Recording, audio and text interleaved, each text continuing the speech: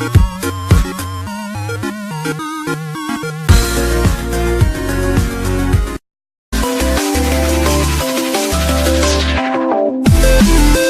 já ouviu falar sobre a ditadura militar? A ditadura militar foi um regime político onde militares assumiam o comando. O golpe militar começou em 31 de março de 1964. Durou 21 anos e estabeleceu a censura à imprensa, com a restrição do presidente João Goulart. Evitar o avanço das organizações populares do governo de João Goulart, acusando de comunista. O ponto de partida foi a renúncia do presidente Jânio Quadros, em 25 de agosto de 1961. O governo de João Goulart teve várias conturbações e ele anunciou que haveria a desapropriação de terras, nacionalização das refinarias de petróleo, reforma eleitoral garantindo o voto para analfabetos e reforma universitária, entre outros. Silva, Castelo Branco, Médici, Geisal e Figueiredo. Com educadores na rua. Vamos perguntar aqui a esse jovem. Jovem, bom dia. Bom dia. O que você acha do milagre econômico após a ditadura militar no Brasil? Eu acho legal. Massa. Legal. Sim, o que você tem a dizer sobre o que você tem, O que eu acho as dele? consequências sobre o milagre econômico? As consequências? As consequências é que a gente começou uma nova fase, né, no Brasil, com o término da ditadura militar, e começamos uma nova fase, uma fase de mais vitórias, onde conseguimos grandes construções, conseguimos subir o nosso poder aquisitivo, e apesar dessa crise que estamos tendo agora, estamos numa boa fase, fora isso, né? Sim. Você acha que o Brasil poderia viver mais alguma ditadura? Deus é mais. Porque se tiver mais, se o processo da ditadura voltar à tona no nosso país, nós estamos, desculpa o termo, mas lascados. Obrigado, jovem.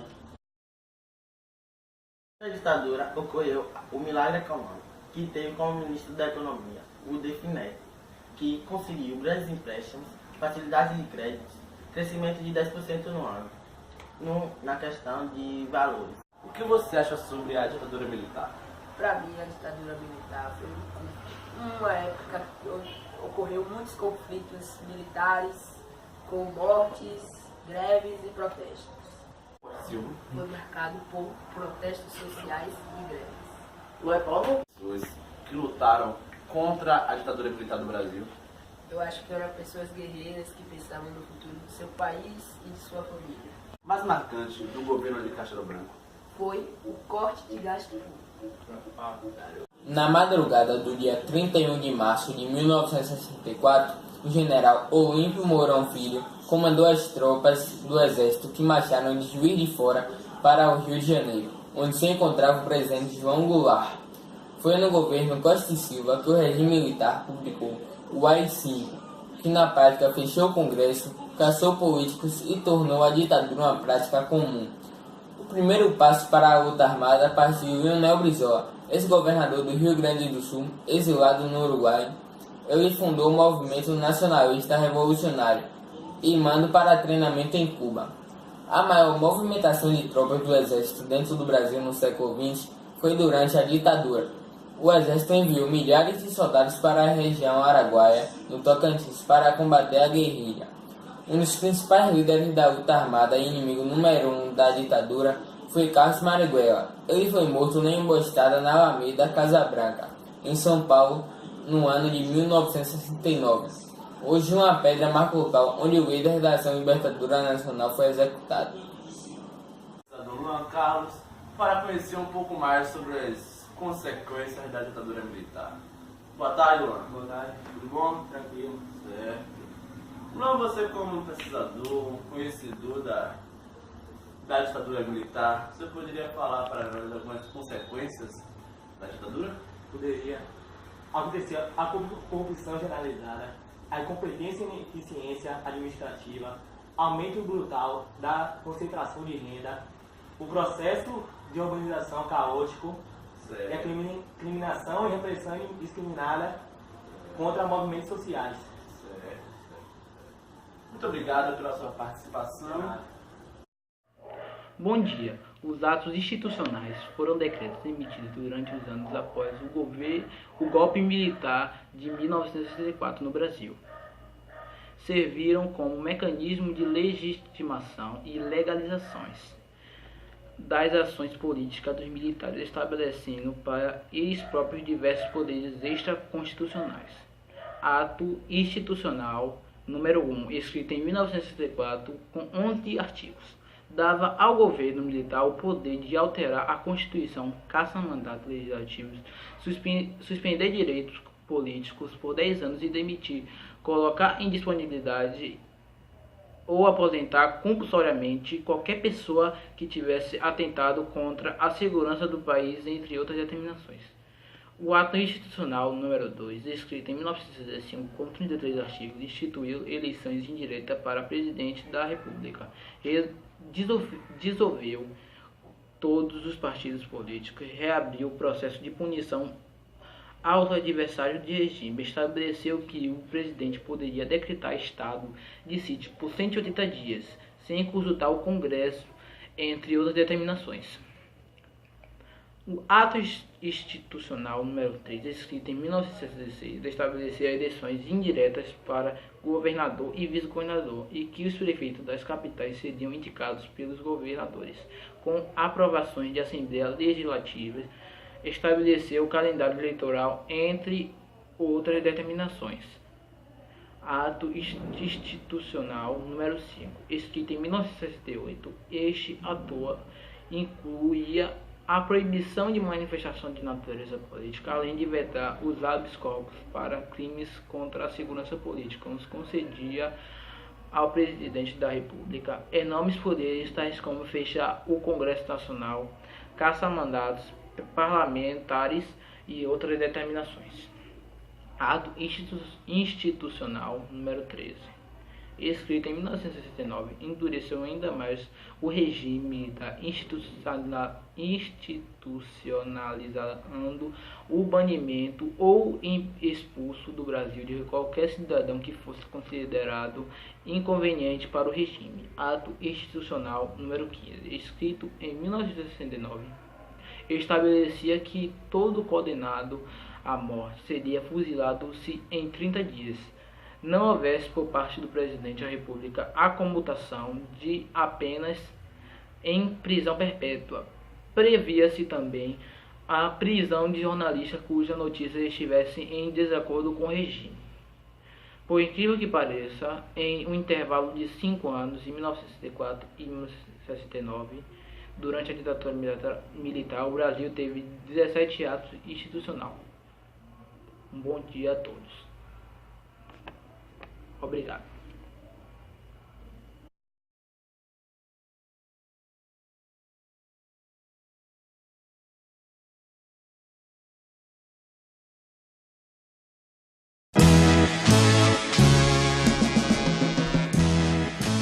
Boa noite, meu nome é Cláudio Gravina, eu sou bacharel em Ciências Sociais e mestre em Educação. Tenho 60 anos, então vivi aí um período durante a minha formação estudantil, tive a oportunidade de participar do movimento estudantil, propriamente dito, e tenho uma experiência aí que gostaria de partilhar com vocês. Então eu entrei na universidade em 1974, logo no segundo semestre eu já estava engajado num grupo e nós já fazíamos alguma agitação, já promovíamos grupos de estudos, era uma coisa muito curiosa. Então nós organizávamos grupos de estudos, nós líamos literatura de esquerda, obviamente, e isso contribuía para que a gente tivesse uma formação de falar em público, de propor soluções, caminhos, discutir em assembleia. Foi uma escola que eu diria até para vocês que eu acho que foi quase que mais importante do que a minha graduação, foi exatamente esse meu engajamento no movimento estudantil da época. Eu me engajei num grupo político, um grupo trotskista, do meu partido, do grupo do qual eu fazia parte. Um grupo de pessoas foram presas no ABC. Desse pessoal, eles acabaram chegando em mim. e eu fui preso em 1977. Fiquei no DOPS 3 meses e um mês e meio fiquei no hipódromo. Teve um processo, depois eu fui absolvido, mas passei por tortura, passei pelo pau de arara, por choque e tudo mais. Depois fui absolvido. Eu fui preso, eles fizeram um escândalo na minha prisão e assumiram. Não foi como antes, que se sequestrava e ninguém assumia. A sua família ia, advogado ia, ninguém assumia que tinha sido preso. No nosso caso não, no nosso caso foi um primeiro momento já em que eles assumiram que nós estávamos presos, inclusive o governador na época, que se não me engano era o Olavo Egídio, assumiu a integridade dos presos, etc. O que não garantiu muito, que nós tivemos um dos nossos companheiros que saiu com sequelas, estouraram o tímpano dele, uma companheira nossa fez um aborto na própria prisão provocado. Teve um monte de problemas, mas afinal, institucionalmente, eles assumiram nossa prisão. Tanto é que a minha mãe ficou sabendo da minha prisão pelo Jornal Nacional, a Rede Globo, que saiu, assumiram a prisão. O que não significa que eles atuaram de forma mais amena, mas pelo menos institucionalmente eles assumiram. Tinha uma coisa chamada Lei de Segurança Nacional, dentro do AI-5.